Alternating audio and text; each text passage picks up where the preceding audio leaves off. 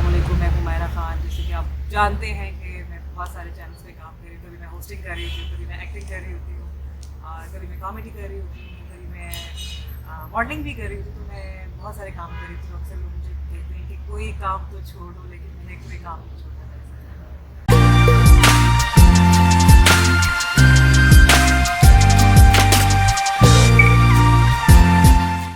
तो कोई भी काम जो आप इतने करती हैं वो टिक के क्यों नहीं करती? ट्रिक के क्यों नहीं करती? उसमें होता ये है कि समटाइम आपको जिस तरह से आप चाह रहे होते हैं, सोच के गए होते हैं कि ये चीज़ मैंने करनी है, इसमें हो सकता है कि कुछ अच्छा आगे स्कोप हो या मेरी कोई सेटिस्फेक्शन हो, लेकिन जब मुझे लगता है कि नहीं हो रही या जो चीज़ मैं चाह रही हूँ वो मुझे काम ऐसा नहीं मिल रहा, तो फिर मैं दाएँ बाएँ हो जाती हूँ। स्टार्ट कैसे हुआ था? स्टार्ट जैसे एक होता है, सब एक बड़ा ही कॉमन सा आंसर होता है कि मुझे बड़ा शौक है, तो मुझे बहुत तो आपको भी शौक बचपन से था। शौक था? मुझे बचपन से शौक था और हालांकि मैं उस तरह से नहीं लगती थी कि सब मुझे देखकर कह सकें कि भाई तुम तो बड़ी प्यारी हो, तुम एक्ट्रेस बन सकती हो, तुम मॉडल बन सकती हो। I was fat chubby kid, तो मैंने बहुत वेट लूज़ किया और उसके बाद मैंने सबसे पहले स्टिल शूट्स करवाए और स्टिल शूट्स में लेकर गई डिफरेंट चैनल्स पे खुद से, और मुझे काम मिल गया। मगर उस तरह से मुझे स्टार्ट में कैरेक्टर्स इस तरह के नहीं मिले कि जो जाते साथ ही मैं लीड पे आ जाऊँ या मुझे खूबसूरत सी लड़की का रोल दिया जाए और सारे लड़के उसके पीछे पीछे, ऐसा कुछ नहीं मिला। छोटे छोटे कैरेक्टर्स मिले, सपोर्टिंग कैरेक्टर्स मिले, वहाँ से मैंने अपने करियर का आगाज़ किया। लेकिन जो पहला प्रोजेक्ट था, जो जिसे मैं कह सकती हूँ जिससे मुझे पहचान मिली, वो था याद किया गया रफ़ीक बड़ाई साहब का। वो एक मेन प्रोजेक्ट मेरा था। उसके बाद बाबुल, फिर बहुत सारे ऐसे प्रोजेक्ट हैं, कानपुर से कटार और अभी मुझे नाम याद आना शुरू हो गए, मिल के भी हम ना मिल पाए। तो बहुत सारे ऐसे प्लेस जो मैंने किए। और क्योंकि मैं शुरू से लाहौर में रही हूँ और लाहौर मुझे छोड़ने का दिल नहीं करता। कराची में गई, मैंने थोड़ा सा एक्सपीरियंस भी लिया, बट मुझे वहाँ पे रहकर थोड़ी सी घुटन हुई। हालांकि होनी नहीं चाहिए, हम आर्टिस्ट हैं, हमें हर जगह काम करते रहना चाहिए, बट अनफॉर्चुनेटली मुझे मज़ा नहीं आया वहाँ पे रहने का। तो वापस लाहौर आ गई। लेकिन जब लाहौर आई तो लाहौर में उस तरह से काम नहीं हो रहा था। फिर ये पॉलिटिकल सटायर शोज इस तरह की होना शुरू हुआ। उसमें मुझे सबसे पहले अप्रोच किया डॉक्टर जिसमें मैंने दुनिया टीवी के लिए शो किया, पटना किया, और फिर उसके बाद जियो के लिए हम सब से मैं दैन सुहेल अहमद साहब के साथ भी मैंने किया था, हस्बे हाल में भी थोड़ा सा किया। तो वो करते करते करते मेरी जो शोहरत है, ये लड़की है, बहुत सारे कैरेक्टर्स कर लेती है, बहुत सारी आवाज़ें निकाल देती है, तो करते करते आफ्ताब इकबाल साहब तक भी खबर पहुँच गई, उन्होंने बुला लिया खबरदार। तो वहाँ से जो सिलसिला है वो शुरू हो गया शोज़ की तरफ। और वो बहुत सारा टाइम मेरा वहाँ चला गया, क्योंकि उसकी रिकॉर्डिंग्स में बहुत टाइम लगता है और वो हफ्ते में 3 से 4 दिन शूज़ जाते हैं। तो उसके अलावा आप कुछ काम नहीं कर सकते। तो मेरे ऑलमोस्ट 5 ईयर्स आप कह सकते हैं कि मैंने कुछ आप अगर मेरी याददाश्त ठीक है तो आपका जो स्टार्ट था वो बड़ा सीरियस किस्म का था। सीरियस ड्रामे थे, ऐसे ही दुखी ड्रामे थे। याददाश्त आपने ऐसे कहना है कि हाँ, क्योंकि तो काफी लोग मैं गलत छोटे ना हूँ। छोटे फिल्म्स मैं भी में शायद मैंने मैं काम गलत ना हूँ। किया। फिर ये गलत ना हूँ। अच्छा। लेकिन फिर आपकी ट्रांजिशन जो हुई बिल्कुल ही कॉमेडी साइड पे, वो चाहे आपका वो पुलिस वाला ड्रामा हो या SHE हो या हम सब उम्मीद से हैं, तो वो ट्रांजिशन कैसे हुई? वो किसने वो समझ लें आइडेंटिफाई किया कि ये वाली इंस्टिंक्ट है इसमें? ये असल में ना बचपन से मुझे ही शौक था। मुझे कॉमेडी का बहुत शौक था। मैं लिखती भी थी, हमारे स्कूल में होते थे ना अक्सर फन फेयर वगैरह, तो उसमें मैं कैरेक्टर्स लिखती भी थी और खुद से डायरेक्शन भी देती थी। तो ये सारी चीज़ें मुझे बड़ा शौक था। तो कॉमेडी मुझे लगता है कि मैं जब करती हूँ तो मैं खुश रहती हूँ। मैं असल में जो भी कैरेक्टर करती हूँ ना, वो अगर जैसे मैं कोई दुखी खातून का कैरेक्टर करी तो वो मेरा सारा दिन वैसे ही रहेगा। वो जब तक वो ड्रामा नहीं खत्म होगा मैंने वैसे ही रहना है। इवन घर वाले भी कहते हैं बस करो अपने बुलाओ उस कैरेक्टर। तो जब मैं कॉमेडी करती हूँ तो मुझे लगता है कि मैं खुद भी खुश रहती हूँ।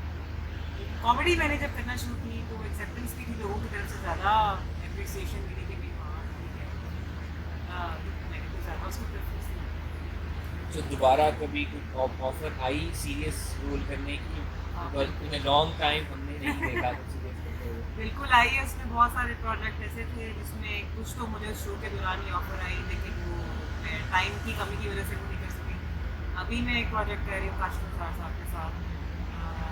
उसका नाम अभी तक फाइनल नहीं हुआ, जैसे ही होगा पता चल जाएगा। एक नया चैनल लॉन्च हो रहा है ग्रीन, उसके लिए मैं कर रही हूँ। उसमें कास्ट बहुत अच्छी है, सईद अहमद साहब है, टीपू है और साद है, ज़ारा नूर अब्बास है और बहुत सारे इसमें दानियाल हैं, बहुत सारे लोग हैं इसमें। तो बड़ा अच्छा लग रहा है, काफ़ी अर्से के बाद नए लोगों के साथ भी काम करें जो आजकल के यंगस्टर्स जो हैं, तो मुझे अच्छा लग रहा है। और मुझे लगता है कि जो नए आर्टिस्ट हैं उनमें बहुत ज़्यादा पोटेंशियल है और बहुत ज़्यादा उनको मेहनत करने का शौक है। मुझे बड़ा अच्छा लग रहा है कि दोबारा से उस चीज़ में आना। लेकिन एक मुझे प्रॉब्लम हुई है जो कि मैंने आपको पहले भी इंटरव्यू से पहले भी आपसे डिस्कस किया।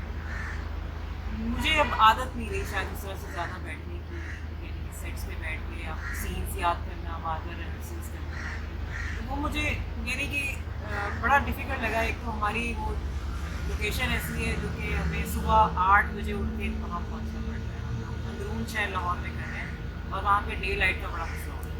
तो सुबह 8 बजे उठ के जाना और फिर लाइक रात को 10 बजे तक फ्री होना, तो वो एक रूटीन तो 10-15 दिन से वो चल रही है हमारी, और भी आगे और भी आप लोग काम करेंगे। बड़ा मुझे डिफ़िकल्ट लगा कि ये क्या हो गया मेरे साथ। मैं तो बड़े मज़े से स्टार्स की तरह सेट पे आना, अच्छा ठीक है हो गया सब रेडी, चलो अब स्टेप दो पढ़ो ये बस। वो थोड़ा सा मुझे उस हवाले से मुश्किल लगा। और जैसा कि मैंने बताया कि किरदार में डूब जाती हूँ, वही कैरेक्टर चलता रहता है, तो आजकल वो कैरेक्टर है।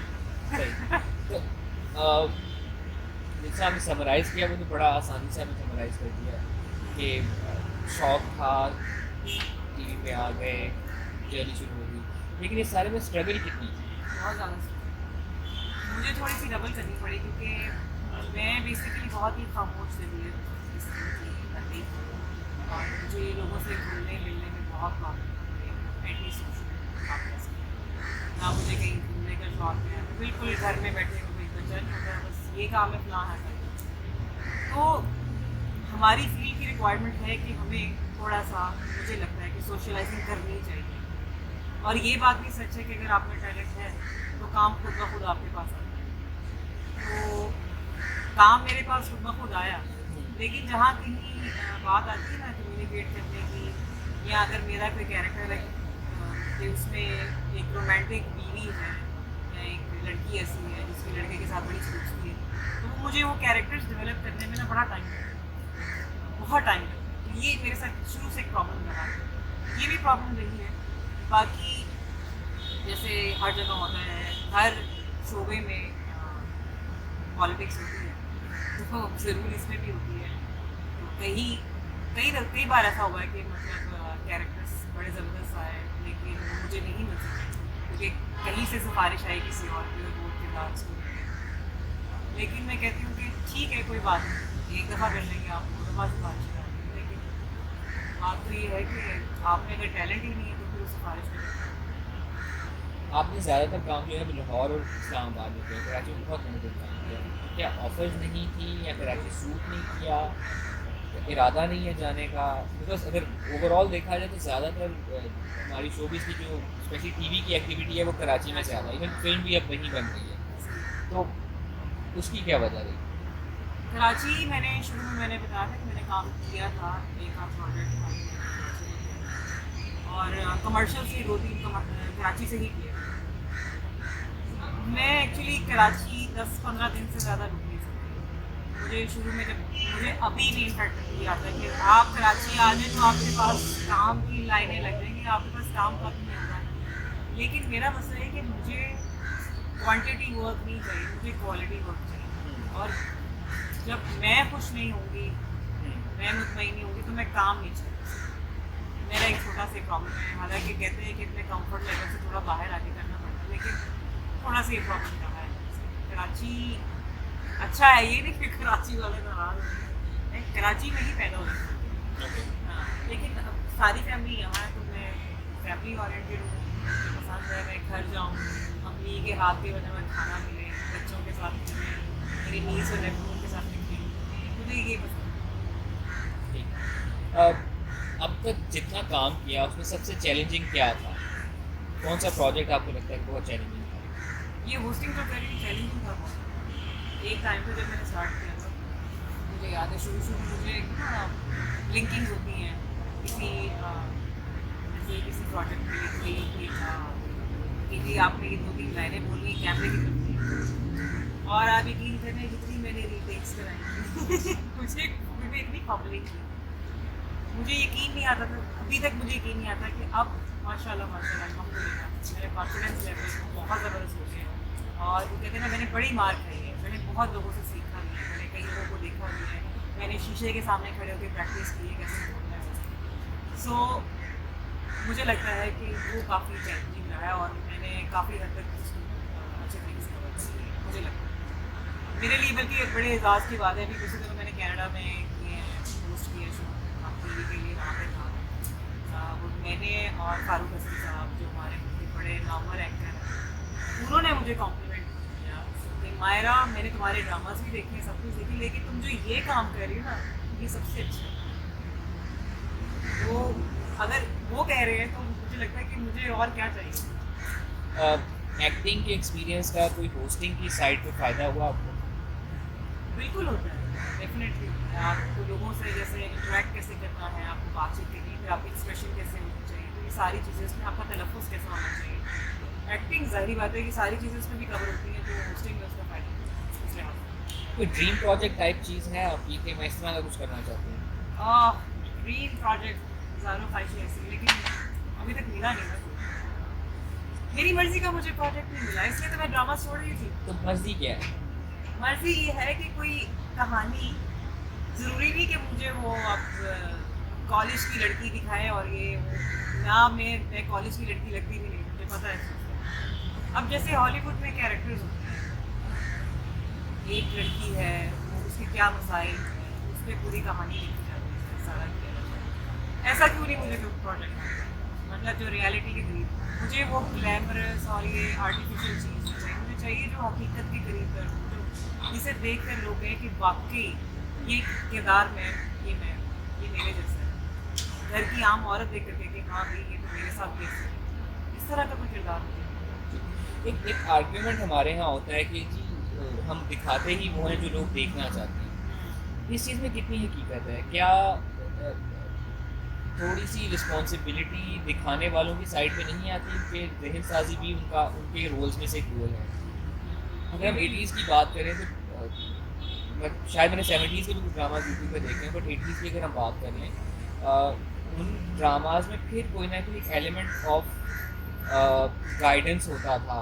वो चलो वो ज़िया का दौर था तो एक बड़ा ओवरटली कंट्रोल्ड मीडिया था, और फिर एक ही टीवी चैनल था और लिखने वाले बहुत अच्छे थे तो वो जिम्मेदारी होती थी।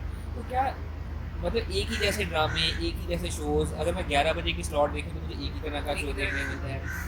टीवी ड्रामाज देखूँ, मैं ना भी देखूँ, दूसरा ड्रामा देख लूँ तो मुझे लगता है कि मैंने कुछ मिस नहीं किया, यही कहानी वहाँ चल रही थी, वही कहानी यहाँ चल रही है।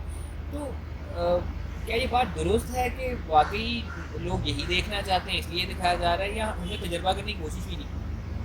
नहीं, हम लोग देखें, कोई बात नहीं होती कि आप जो लोगों को कोई चीज़ दिखाएंगे उनका माइंड सेट वैसा ही बनता जाएगा। तो मैं देखती हूँ कि आजकल कहानी से ज़्यादा ग्लैमर पे फोकस किया जाता है कि लड़की खूबसूरत लग रही है, उसके कपड़े अच्छे बने हैं, वो गरीब घर की होगी, मतलब वो कहते हैं ना झुग्गियों में रहने वाली लड़की होगी, लेकिन उसके बाल नहीं रहेंगे, उसके कपड़े बहुत अच्छे पहने होंगे, मेकअप बहुत अच्छा हुआ होगा।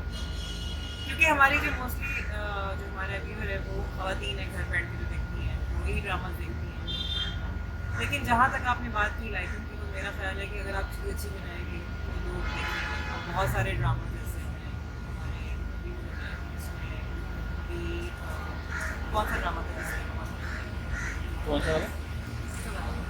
मतलब अच्छे प्रोजेक्ट्स जो है अगर आप बनाएंगे, रांझा रांझा कर दी, लाइक इस तरह के प्रोजेक्ट अगर आप बनाएंगे तो वो लोग देखेंगे, मतलब पाकिस्तान में नहीं, पाकिस्तान से बाहर भी लोग देखते हैं कि वाकई कोई काम हुआ।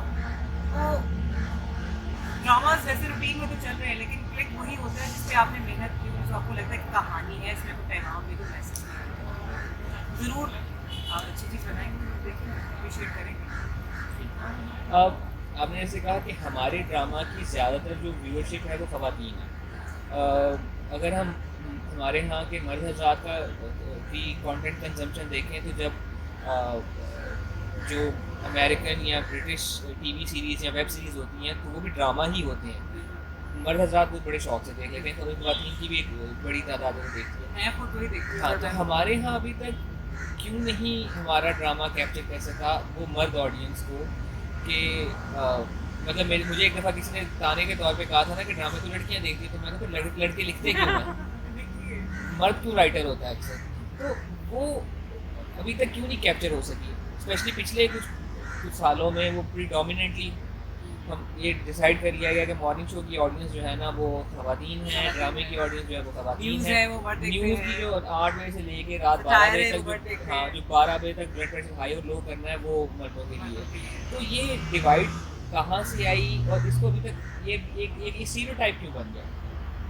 हाँ, ये एक बड़ा अच्छा सवाल है और ये मेरा ख्याल है कि सबको इसमें जो बनाने वाले हैं उनकी रिस्पॉन्सिबिलिटी है कि इस चीज़ पे काम करना चाहिए। देखिए, वाकई आपकी बात सही है कि जो ड्रामा वो तो सबके लिए होना चाहिए, क्या मर्द क्या औरत, इसमें हमको भी तकलीफ करना चाहिए। मेरा ख्याल है कि अगेन वही बात आ जाती है कि आप सब्जेक्ट्स थोड़े से अच्छे लेकर आए, कहानियाँ ऐसे लेकर आए, वो कहानियाँ जब तक वैसी नहीं होंगी, अब सास बहू दिखाएंगे तो क्यों देखेंगे? Even I don't like this kind of things. मुझे भी पिछले दिनों बल्कि एक ड्रामे की ऑफर आई, उसमें मुझे एक कहानी उन्होंने कहा कि जी ऐसी भाभी है जिसके क्या कहते हैं जो उसका होता है देवर, उसकी शादी नहीं हो रही, तो वो जाएगी बाबा के पास और उसके लिए तावीज़ करवाएगी, फिर उसके जिन शिन निकालेगी उसका, तो उसकी शादी हो जाएगी। लाइक इस तरह का क्या है, तो मैंने उसको सिरे से ही रिफ्यूज़ कर दिया कि ये क्या फजूल कहानी, मुझे खुद नहीं पसंद आ रही, तो देखने वाले क्या देखेंगे? अगर इस तरह की कहानियाँ होंगी तो क्यों देखें? अच्छा, एक ड्रामा आजकल चल रहा है, आई नॉट श्योर आपने देखा है कि नहीं देखा, मुझे भी वो देखने का पूरी तरह से मौका नहीं मिला है, पिंजरा के नाम से, जो कि मॉडर्न डे पेरेंटिंग के हवाले से है। एंड मैं कहीं जिक्र कर रहा था कि यार मुझे ये ड्रामा ना अच्छा लग रहा है अच्छा, कि एटलीस्ट इसमें कुछ मॉडर्न मैसेज है कि आजकल के बच्चों को हैंडल किस तरीके से करना है। तो मुझे जवाब सुनने को मिला, हाँ जी, इस तरह के ड्रामे देख के जिस बच्चे को नहीं भी पता ना उल्टा काम इस तरह से करना है वो इस तरह से करेगा। एंड दैट रिमाइंड्स मी कि एक कोई अमजद का प्रॉपर्टी ड्रामा था कि जिसमें उन पर फिर इल्ज़ाम ये लगा था कि आपने अगवा करने का एक नया तरीका सिखा दिया। अच्छा, तो उन्होंने कहा था भाई मुआशरे में जो हो रहा है जो वो मैं हो रहा है दिखा वही रहा दिखा हूँ। रहे हैं ना। हाँ, अब अगर उससे किसी ने अच्छी चीज़ सीखनी है तो वो उसकी मर्जी है, ऐसा कोई बुरी चीज़ सीखनी है तो वो बात आ जाती है कि ये लाइन कहाँ पे फिर व्यूअर की भी जिम्मेदारी है, दिखाने वाले की भी जिम्मेदारी है, और मुझे लग रहा है कि दोनों ही अपनी जिम्मेदारी से हाथ उठा के खड़े हैं। एंड नए प्रोजेक्ट्स ना आने की क्या आपको ये लगता है वजह ये है कि हमारे पास उस तरह से जितने ज़्यादा चैनल हो गए हैं और जितने ज़्यादा रिक्वायरमेंट है कंटेंट बनाने की, लिखने वालों की भी उतनी कमी है? लिखने वालों की कमी नहीं है मेरे ख्याल से। उनको कहा जाता है कि जी ये चीज़ एक फलां चीज़ है, अब मेरे पास तुम वो क्लिक कर गया है, उसमें अब उसकी दो उसके लवर है, उसके पीछे पीछे भाग रहे हैं, तो अब वो बाकी सब भी उसी डगर पे चल पड़े, अब उसी तरह की कहानियाँ बनाएंगे, उसी तरह का ग्लैमर दिखाएंगे। तो चैनल आपको कहना है कि हमें रेटिंग आ रही है इस तरह के कंटेंट, तो हमें इसी तरह की चीज़ें बनानी। तो बाकी इसमें थोड़ा सा व्यूअर्स का भी हाथ है कि आप ना देखें, आप वो चीज़ें मत देखें। आप नहीं देखेंगे तो उनको मजबूरन फिर कहानी बदलनी पड़ेगी, कुछ नया लाना पड़ेगा, तो दोनों की जिम्मेदारी है। बाकी रही बात किसी चीज़ में से क्या पिक करना है, तो आई थिंक समझदार के लिए जा रहा है काफ़ी, आपको भी थोड़ा सा सही होकर समझना चाहिए कि भाई ये बात वाकई उसमें कोई लेसन है, इसमें मुझे कुछ सीखना है। ज़रूरी नहीं कि हम हर चीज़ में तनकीद करते हैं, जो कि हम हमेशा करते हैं, हर अच्छी चीज़ में से भी कोई ना कोई बुरी चीज़ निकाल लेते हैं, तो थोड़ा सा मैं आपका जो शो का एक्सपीरियंस था उसके बारे में बात करना अच्छा, मैंने वर्किंग आवर्स बड़े और थे, काम बहुत ज़्यादा था, जो आपके कॉमेडी शोज़ थे, खबरदार वाला जो सारा एलिमेंट था, उसमें क्या शुरू से ही इस तरह से प्रॉब्लम्स थी या ओवर द इयर्स प्रॉब्लम्स आना शुरू हुई या इवेंचुअली आप तंग आ गए एक जैसी चीज़ कर करके, क्या वजह रही? जब मैंने स्टार्ट किया था तब तो मुझे इतना अच्छा फीडबैक नहीं आया था उसका, टू बी वेरी ऑनेस्ट, क्योंकि मैं एक सीरियस एक्ट्रेस थी और मैं प्रोमिनेंट कैरेक्टर्स कर रही थी, मैं कोई सपोर्टिंग या वो वाले नहीं कर रही थी, मैं एज ए हीरोइन कर रही थी। हाँ, लेकिन हम सब उम्मीद से वगैरह करके गए थे ना, तो हाँ, लेकिन मैं एक बात करी, उसके साथ साथ ड्रामास भी चल रहे थे, तब तक मैंने ड्रामास किए हैं। खबरदार के बाद तो बिल्कुल ही कुछ नहीं किया, मतलब खबरदार से पहले मुझे याद है मेरी बहुएं लास्ट मेरा सूट था जो टीवी पे गया था, लेट में मैं थी। तो खबरदार शुरू हो गया, तो उसके बाद फिर मतलब वो सिलसिला वही रह गया। और उसमें मुझे जब मैंने शुरू किया था तो उस वक्त इस वजह से मैंने किया था कि लाहौर में काम नहीं हुआ, तो मुझे लाहौर छोड़ के नहीं जाना। तो ये एक चीज़ चल पड़ी, मैंने कहा ठीक है एटलीस्ट मैं स्क्रीन पे रहूँगी, शायद मुझे नहीं करना चाहिए था। मैं आज इस चीज़ को मानती थी, मुझे नहीं करना चाहिए या इतना लंबा अरसा नहीं करना चाहिए। मुझे इतना लंबा अरसा नहीं करना चाहिए था, ये मुझे बाहर निकलना चाहिए था, अपने कंफर्ट लेवल से ना कराची चले जाना चाहिए था। लेकिन मैंने वो सारी चीज़ों को ना अपना एक यही में ईजी है और ठीक है, कोई बात नहीं, इनकम भी आ रही है, सारा कुछ हो रहा है, इसमें थोड़ी सी ये चीज़ें भी मैटर करती हैं, जाहिर है इंसान है।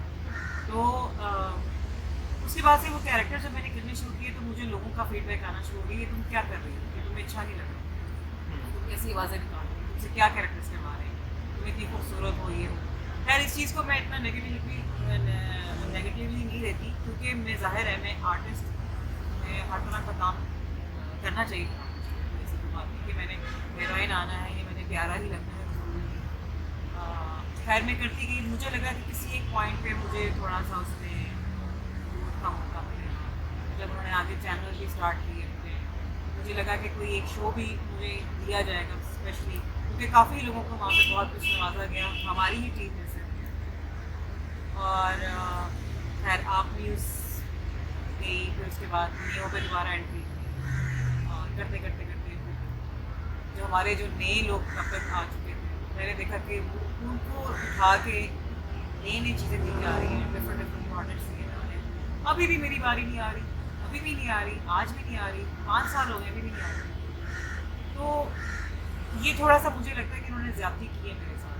हालांकि आपने उसके बाद देखा कि मैंने जो स्टार्ट किया सबसे पहले TNN पे किया शो, पिटारी के नाम से पूरा शो मेरे पास था, उसमें सारा कंटेंट में देखती थी, उसको उसमें कैरेक्टर्स उसमें भी होते थे लेकिन होस्टिंग भी होती थी, सारा वो एक सोलो शो मैंने किया एक कॉन्फिडेंस से।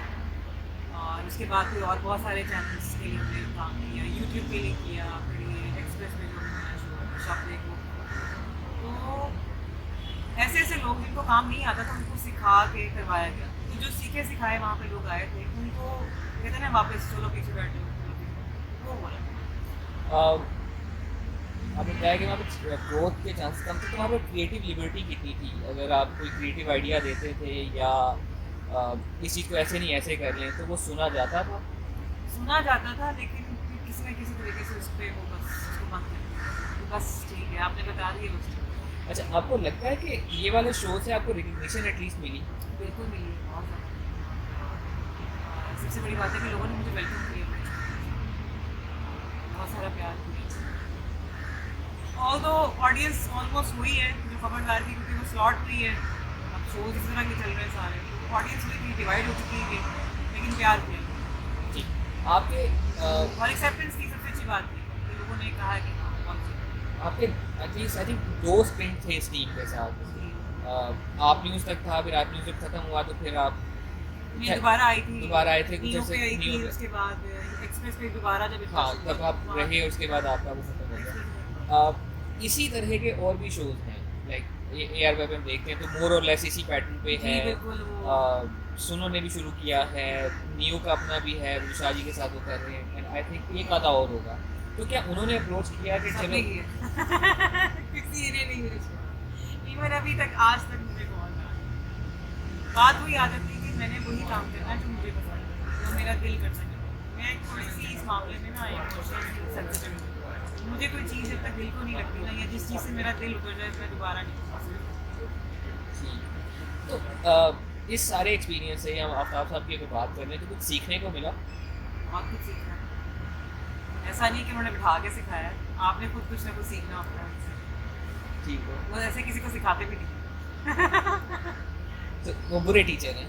नहीं पूरा टीचर तो नहीं मैं कहूँगी, थोड़े सख्त टीचर है, लेकिन कहते हैं कि हाँ मैंने सीखा बहुत है, मैंने बाकी नो डाउट उनके पास नॉलेज बहुत है, बड़ी नई नई चीज़ें जो मुझे नहीं पता थी मुझे वहाँ जाके पता चली। देखिए, 2 तरह के टीचर होते हैं ना, एक वो होता है जो बिल्कुल ही आपका हाथ पकड़ के आपको सिखाता है, एक वो होता है कहता है भाई मैंने अपनी स्पीड स्लो नहीं करनी, आप अपनी सीखने की स्पीड तेज कर लें तो आप मेरे साथ चलेंगे। दूसरे वाले दूसरे वाले टीचर ठीक हो गया। अब अगर दोबारा आपको ऑप्शन मिलती है या अपॉर्चुनिटी आती है आफ्ताब इकबाल की टीम के साथ काम करने की, तो would you be considering that, या स्ट्रेट आउट मना कर देंगे या टर्म्स देखेंगे, क्या करेंगे? मेरा ख्याल है उस तरह की चीज़ तो मैं नहीं करूँगी दोबारा उनके साथ। अगर कुछ नई चीज़ वो करना चाहें तो माई, जाहिर है वो एक अच्छा प्लेटफॉर्म है और हमेशा मतलब खुद ही सीखा है उससे पकड़ पकड़ के, दोबारा वैसे सीख लेंगे। लेकिन बात ये है कि उस तरह की चीज़ अब मेरा करने का दिल नहीं है। एंड डू यू थिंक कि अब उनको भी थोड़ा सा अपना पैटर्न चेंज करने की बिल्कुल ज़रूरत है? करने की ज़रूरत है। जब वो हसबे हाल से जियो पे आए थे तो उन्होंने पैटर्न थोड़ा तब्दील किया था, और जब वो एक्सप्रेस पे आए थे उन्होंने पैटर्न फिर दोबारा तब्दील किया, लेकिन उसके बाद से वो एक ही तरह का लेके चलते हुए आ रहे। Do you think it's high time कि अब उनको अपना स्टाइल थोड़ा तब्दील करने की ज़रूरत है? बिल्कुल करने की ज़रूरत है क्योंकि जनरेशन चेंज हो रही है, उनकी सोच चेंज हो रही है। अब जैसे वो बैठ के कहानियाँ बताते हैं टांगे की और ये वो, तो मैं बल्कि आजकल कुछ बच्चे ही कहूँगी जो 2000 में पैदा हुए हैं, हम तो उससे पहले वाले हैं ना, तो उनको नहीं पता इन चीज़ों का। और तो ये अच्छी बात है कि वो सीख रहे हैं उन चीज़, लेकिन थोड़ा सा उनकी चॉइसेस डिफरेंट है। अब उन्हें मुकेश का नहीं पता, उन्हें मतलब मोहम्मद रफ़ी का, उससे पहले जो रंजीत सिंह का नहीं पता। ठीक है, हम कहानियाँ किताबों में पढ़ते हैं, लेकिन थोड़ा सा उसमें इस तरह की चीज़ करें, एलिमेंट डालें कि उसको मिला के आज की चीज़ों के साथ मिला के कि बच्चे आजकल के जो हैं, जो यंगस्टर्स हैं, वो भी देखें। तो ये उसमें कुछ चीज़- जैसे अभी वो ताबिश का शो में देखी थी, बहुत अच्छा जा रहा है। हाँ, जियो पे जो शो आ रहा है, बहुत अच्छा जा रहा है और वाक़ई उसमें एक नयापन है, फ्रेशनेस है, तो कुछ ना कुछ नया करना पड़ेगा। ठीक।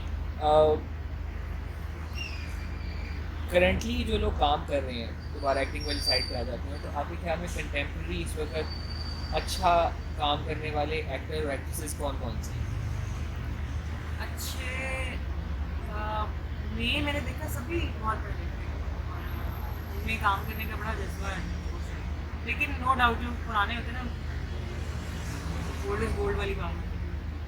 तो आप उनकी जब कोई चीज़ देखते हैं ना, तो फिर मज़ा उसी में आता है। मेरा तो जैसे सुहेल साहब के साथ काम करें, उनके इतने यादगार ड्रामाज हैं, पीटीवी पे इतने पुराने पुराने, तो भी मैं इनको देख रही होती हूँ। उन्होंने कैरेक्टर हालांकि दिखने में बड़ा उनका सिंपल सा लगता है, एक दादा है और इसका फिर बड़ा लविक सा, बट उन्होंने अपने किरदार को जिस तरह से बनाया है, उसमें ये चीज़ें ऐड की, मतलब मैं हैरान रह कि क्या काश ये वाला हुनर मेरे में भी। तो नो डाउट पुराना एक्टर है ना, क्या बात है। चलिए मैं थोड़ा सवाल रिफ्रेज कर लेता हूँ। आपने जितना काम किया उसमें आपका लेट्स से मोस्ट फेवरेट को स्टार कौन था, या को वर्कर कौन था जिनके साथ में काम किया? सभी बहुत अच्छे थे, सभी बड़े कॉम्प्लीमेंट थे। हमारे साथ काफ़ी बड़े सपोर्टिव हैं, मैनेज करते हैं और मेरे डायरेक्टर्स भी बहुत अच्छे थे, शाहिद जहूर साहब, सलीम इस्माइल और अमीन इकबाल, सब ने मुझे सब कुछ सिखाया। मुझे लगता है कि सभी बड़े अच्छे थे। इस मामले में मैं लगी रही। राइट। और जो आपका ये कॉमेडी शोज़ वाला जो स्टेंट था, उसमें कौन लोग थे जो बहुत अच्छे रहे साथ में, जिनके साथ बड़ा अच्छा रहा शुरू एक्सपीरियंस? में तो no doubt doctor Yunus Bhatt साहब, उनका ये था कि हम जब वो किरदार लिख रहे होते थे, कोई भी कैरेक्टर लिख रहे होते थे, तो बहुत सारे कैरेक्टर्स ऐसे होते थे जो मैं कहती कि शायद मेरे से नहीं होंगे, लेकिन वो कहते थे कि नहीं नहीं तुम कर लोगी, बड़े आराम से सीखोगे। तो वो फिर मैं जब मैंने करना शुरू किए तो वो इसी तरह नई नई टोन्स और नए नए कैरेक्टर्स मेरे बनते गए, मुझे पता ही नहीं चला इतने सारे कैरेक्टर्स बन गए। वही आगे फिर मेरे काम आए, मतलब खबरदार में भी काम आए और स्टिल अभी भी काम आ रहे हैं। बहुत सारी चीज़ें वही हैं जो फेवरेट स्केच या फेवरेट करेक्टर कौन सा था? फेवरेट कैरेक्टर बहुत सारे हैं। चैलेंजिंग कौन सा था सबसे? अच्छा मुझे ना, जैसे सब लोग कहते हैं कि जो नेगेटिव कैरेक्टर्स होते हैं पसंद नहीं किए और लोगों को पसंद नहीं आता, लेकिन उसमें बहुत ज़्यादा मार्जिन होता है और कुछ मेरे से अच्छा हो भी जाता है। मैं जहाँ जाती हूँ मुझे गालियाँ भी पड़ती हैं। इस तरह के कैरेक्टर्स आते हैं, क्योंकि जो सिंपल जो लड़की है, लवी डवी सा कैरेक्टर वो करना मुझे लगता है बहुत मुश्किल है। अगर जहाँ जाते हैं वहाँ लोग पहचान लेते हैं, डांट वाँट भी पड़ जाती है। पहली दफ़ा कब लगा कि अब आप फेमस हो गए और लोग जानना शुरू हो गए? कोई इंसिडेंट इस किस्म का हुआ हो? ये जब मैंने किया था ना बाबुल ड्रामा, उसमें मैं गई थी अपनी मम्मी के साथ ऐसे ही रैंडमली ऐसे ग्रॉसरी करने के लिए चली गई। मुझे नहीं पता था कि मैं अभी थोड़ी फेमस हूँ। तो वहाँ पे औरतें आ गई, उन्होंने मेरे हाथ वाथ पकड़ने शुरू किए। आपके साथ ऐसा जुल्म हो रहा है, आप बहुत रोते हो। अल्लाह ताला आपके लिए बेहतरी करेगा, हमारी दुआएं आपके साथ हैं। मैं कहे ये क्या हो गया उस्मा जी? अच्छा उस्मा, ये तो मेरे कैरेक्टर का नाम है। बाप रे। तो वो एक फर्स्ट टाइम था कि लोगों ने मुझे इतना ज़्यादा। और फिर बहुत सारे वो इस तरह के फैंस भी आए जो बहुत दीवाना हुआ और पीछे पीछे और फूल फेंक रहे हैं और नंबर फेंक रहे हैं, पेंटिंग बना के ले आए, प्रपोजल आ रहे हैं, शादी कर रहे हैं हमसे। तो ये वाले सीन हुआ। ओवरऑल अगर देखा जाए तो हमारे यहाँ वर्किंग वुमन के या जनरल इन खवातीन के मसले बहुत ज़्यादा हैं। उनके चैलेंजेस डिफरेंट हैं, हरासमेंट के मामला हैं, डिफरेंट तरह के चैलेंजेस हैं, सिक्योरिटी के मसले हैं। अगर हम इस फील्ड की बात करें, वो चाहे एक्टिंग वाली फील्ड हो या एक तरह से इंफोटेनमेंट वाली फील्ड हो, तो क्या ये चैलेंजेस यहाँ पे भी हैं? आपको इस किस्म के मसले मसाइल का सामना करना पड़ा या आपके गिरदो नवा में मसाइल का सामना करना पड़ा, और इसी सिचुएशन में करना क्या चाहिए? अच्छा, इस तरह का ना देखिए, मुझे लगता है टाइम थोड़ा चेंज हो गया। अब वो वाली बात नहीं कि आप सिक्योर नहीं हैं या लड़कियाँ और भी कुछ अपने आप को डिफेंड नहीं कर सकती। यहाँ पे इतनी सारी ऐप्स आ गई हैं, आप फ़ोन करें, आप किसी को बताएं, वो आ जाते हैं, आप पकड़ के ले जाते हैं। आप किसी को नहीं कर सकते, हरास नहीं कर सकते। और कुछ लड़कियों को ना घर की तरफ से भी ट्रेनिंग होनी चाहिए, माँ बाप की तरफ से, कि भाई अगर तुम्हें मास्टर में जाना है, काम करना है, तो अपने आप को कैसे हैंडल करना है। और लड़कियों को खुद भी पता होना चाहिए। मेरे ख्याल से आज की लड़कियाँ काफ़ी समझदार हो गई हैं। अच्छा, इस फील्ड के हवाले से आप कह रहे हैं, तो इस फील्ड के हवाले से मैं ये कहना चाहूँगी कि मर्दों से ज़्यादा अनफॉर्चुनेटली औरतें जो हैं वो ज़्यादा आपके लिए मसाइल पैदा करती हैं। यानी कि खामोखा की एक वो होती है ना जेलसी, कि कहीं ये मुझसे आगे ना निकल जाए, कहीं इसको किरदार अच्छा ना मिल जाए। तो वो इतनी इतनी मैंने लड़कियां देखी हैं कि जो किसी भी हद तक जाने के लिए तैयार हो, और वो इस चक्कर में जो बंदा अच्छा काम करने वाला होता है उसका भी काम खराब होता है। तो मुझे लगता है कि वो थोड़ा गलत है। तो इन फेवरेटिज्म लॉबिंग ये एग्जिस्ट करती है। बिल्कुल करती है, इसमें कोई शक नहीं है। और अब इसी वजह से लोग अपना पूरा पूरा ड्रामा ख़राब कर लेते हैं, पूरा पूरा प्रोजेक्ट ख़राब कर लेते हैं, लेकिन उनको रियलाइज़ ही नहीं होता कि ये हमसे गलती हो रही है। तो ये मेरे ख्याल से कोई सोचता नहीं। तो आपने इस किस्म का कोई प्रोजेक्ट छोड़ा हो इन वजूहात की बिना रात पर? रात बहुत सारे कुछ तो ऐसे हैं जो आपको लिखे। अभी आप एक्सप्रेस पे शो कर रहे थे, PNN पे शो कर रहे थे, फिर आप एक डिजिटल शो कर रहे थे फैंटी टीवी पे। अब पोस्टिंग से क्या ब्रेक ली हुई है या कोई प्रोजेक्ट? नहीं, मैं किसी अच्छे प्रोजेक्ट का वेट कर रही हूँ। अभी अलिफ के लिए तो मैं कर रही हूँ एक शो डॉक्टर यूनिवर्स साहब, डॉक्टर यूनिवर्स साहब के साथ हमारा कर रही हूँ। वो एक अच्छा प्रोजेक्ट होगा, बट वो अभी लॉन्च नहीं हुआ। वो भी लॉन्च नहीं हुआ। वो उसके बारे में ये कि एक तो पहली बात है कि दोबारा इतने सालों के बाद उनके साथ काम कर रही हूँ। और वो पहले था ना कि जब हम लेने थे तब उनके साथ काम किया, तो अब थोड़ा सा बड़े हो चुके हैं, तो वो एक शाबाश भी मिलती है जब अच्छा काम करते हैं। वो ज़्यादा आप सिखाते भी नहीं हैं इस तरह से। मज़ा आ रहा है काम दोबारा से। जी, तकरीबन 10-15 साल आपको हो गए हैं। ज़्यादा हो गए हैं। ज़्यादा मैं बहुत मोहतात होकर बोल रहा था। जी जी, ज़्यादा हो गए हैं। हाँ, उस वक्त जब आपने शुरू किया था उस वक्त में और अब ओवर द ईयर्स अब जो टाइम आ गया, चीज़ें कितनी तब्दील हो चुकी हैं? चीज़ें मुझे लगता है बेहतर हो गई हैं। अगर देखा जाए तो, अगर वर्क अपॉर्चुनिटी के हवाले से देखा जाए तो पहले से ज़्यादा है, चैनल्स बहुत ज़्यादा हो गए हैं। मगर अगर देखा जाए कि पहचान कैसे बनवानी है तो वो मुश्किल है, क्योंकि लोगों के हाथ में रिमोट है, चेंज कर लेते हैं, उनको पता ही नहीं है। काफ़ी दफ़ा ऐसा होता है मैं कहीं जाती हूँ तो अच्छा आप कर रही हैं, अभी टीवी पे आती हैं, हमें लगा शायद आपने छोड़ दिया। बहुत दफ़ा मेरे साथ ऐसा हुआ है करते। अब जाहिर बात है कि मैं न्यूज़ की साइड पे चली गई। अब जो मेरा व्यूअर था जो मुझे टीवी पे देखता था, ड्रामास में देखता था, उनको पता ही नहीं कि मैं टीवी पे भी काम कर रही हूँ, क्योंकि वो मर्द हज़रात ज़्यादा देखते हैं, ख़वातीन नहीं देखती, वो वाली बात है। तो ये फ़र्क है, अपनी पहचान बनवाना, अपनी जगह बनाना थोड़ा मुश्किल है। अभी फ्यूचर में आपका क्या प्लान है? एक्टिंग और होस्टिंग को साथ लेके चलना है बिल्कुल या साथ लेके चलना है। होस्टिंग मुझे लगता है कि ज़्यादा मेरी तवज्जो उस पर रहेगी, और एक्टिंग तो है ही, वो डिपेंड करता है कि प्रोजेक्ट्स कैसे चलते हैं। अगर तो मुझे लगा कि अच्छे प्रोजेक्ट्स है तो मैं करूँगी। जैसे अभी ये टीम बहुत अच्छी है, और एक अब बैक हुआ दोबारा से काशिफ निसार साहब के साथ, पहले भी मैं कर चुकी हूँ उनके साथ। और अब तो माशाल्लाह वो एक ऐसे ट्रेंड सेटर बन चुके हैं कि हर किसी की ख्वाहिश है उसका काम। मैंने बगैर कुछ सोचे समझे हाँ कर दिया तो बस एंड वो रमज़ान का शो भी था। बिल्कुल। अच्छा, रिसेंट टाइम्स में मैंने देखा है कि थोड़ा ट्रेंड तब्दील हो गया है, लेट्स से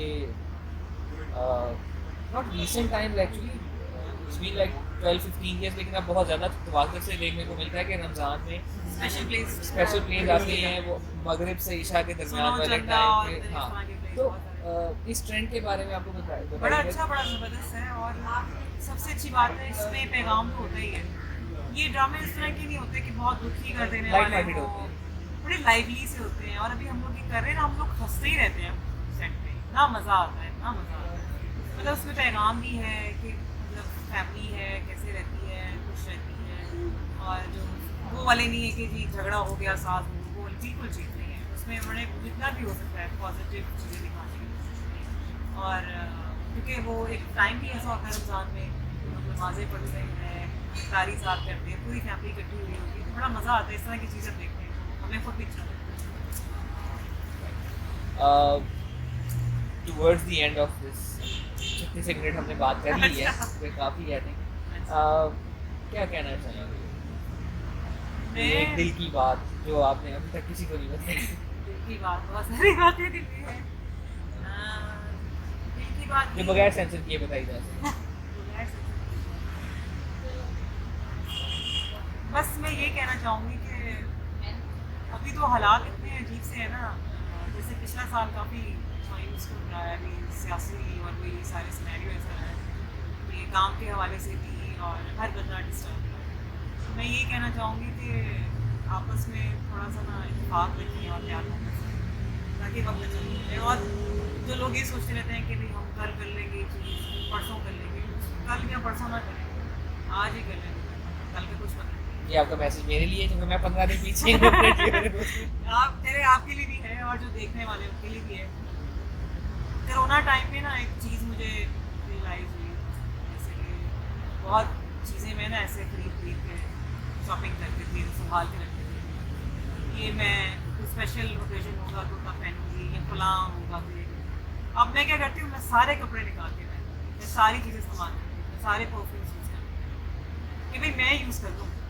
ये मैंने किसके लिए लिए? अपने के लिए, तो मुझे करने हैं इस्तेमाल। वो जो हम करते हैं ना कि कल हो जाएगा, अब लाइफ इतनी सी रहेगी, इतना टाइम जितना भी है उसे एंजॉय करें, खुश खुश रहें, अपने जो लव वन है उनके साथ टाइम